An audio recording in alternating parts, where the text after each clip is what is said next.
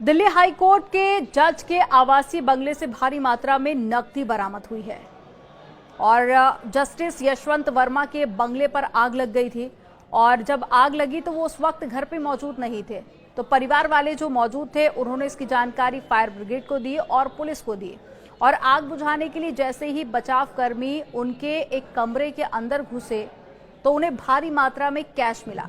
इसके बाद में सुप्रीम कोर्ट के कॉलेजियम ने उन्हें दूसरे हाई कोर्ट में ट्रांसफर कर दिया। इस घटना की जानकारी मिलते ही स्थानीय पुलिस ने अधिकारियों को इसकी जानकारी दी और जल्द ही ये जो खबर थी वो आग की तरह फैल गई।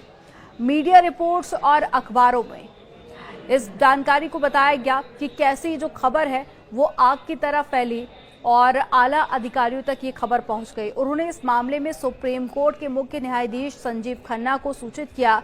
सीजेआई खन्ना ने इस पूरे मामले को बहुत ही गंभीरता से लिया और तुरंत ही कॉलेजियम बैठक बुलाई। कॉलेजियम ने इस बात पर सहमति जताई कि जस्टिस वर्मा का तुरंत ट्रांसफर कर दिया जाना चाहिए। इसके बाद में उन्हें इलाहाबाद हाई कोर्ट ट्रांसफर कर दिया गया।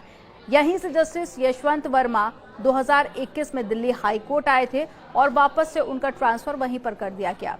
हालांकि 5 जजों वाले कॉलेजियम के कुछ सदस्यों का मानना है कि जो इस तरह की गंभीर घटना है इसके लिए ट्रांसफर काफी नहीं है। इससे न्यायपालिका की छवि धूमिल होती है और संस्था के प्रति जो लोगों का विश्वास है वो भी कम हो जाता है।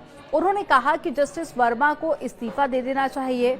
अगर वे मना करते हैं तो सीजेआई द्वारा इन हाउस जांच शुरू की जानी चाहिए। यानी कि जो सदस्य थे उनकी तरफ से असहमति भी जताई गई। उन्होंने कहा कि सिर्फ इतना भर काफी नहीं है।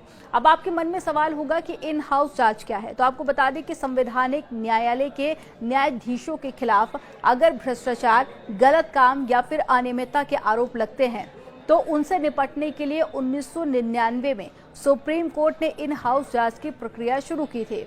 इसके मुताबिक शिकायत मिलने पर सीजेआई सबसे पहले जज से जवाब मांगता है।